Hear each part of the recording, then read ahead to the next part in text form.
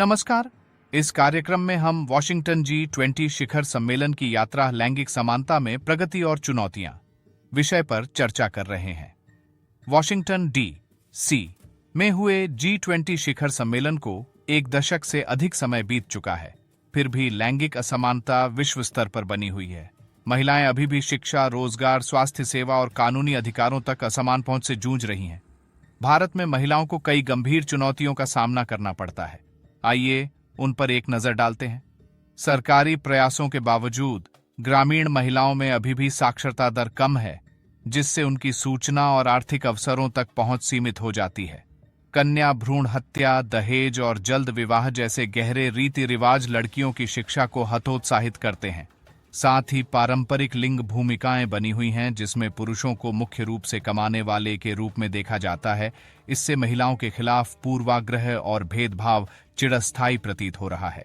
इसके अलावा ग्रामीण क्षेत्रों में विशिष्ट समाजीकरण पुरुषों और महिलाओं के लिए व्यवहार और अपेक्षाओं को पूर्व निर्धारित करते हैं।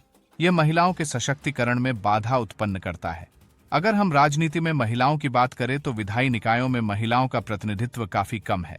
महिलाओं को घरेलू हिंसा, बलात्कार, तस्करी, जबरन वेश्यावृत्ति और उत्पीड़न जैसे खतरों का भी सामना करना पड़ता है।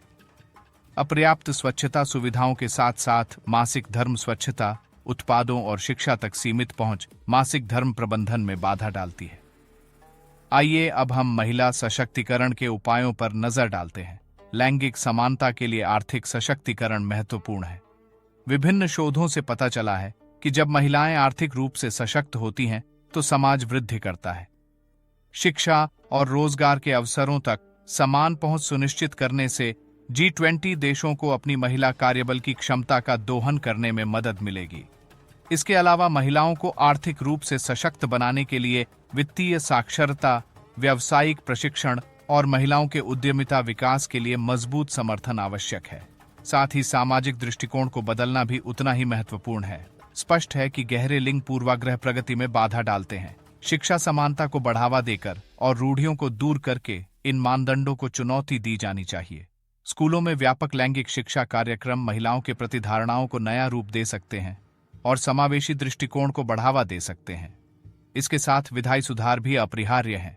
सरकारों को सक्रिय रूप से महिलाओं की स्वास्थ्य सेवा, कानूनी अधिकारों और राजनीतिक प्रतिनिधित्व तक पहुंच सुनिश्चित करनी चाहिए।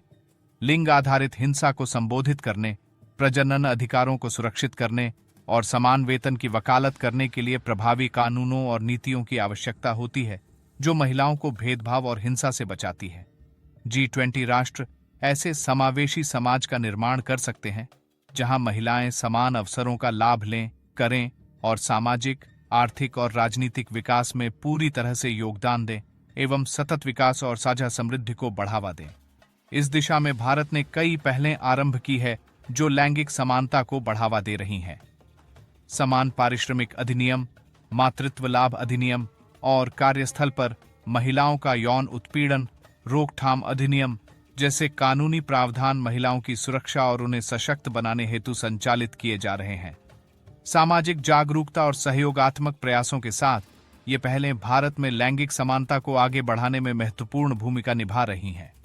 एक ऐसे समाज के निर्माण के लिए निरंतर प्रतिबद्धता की आवश्यकता होती है जहां महिलाओं को समान अधिकार और अवसर प्राप्त हों।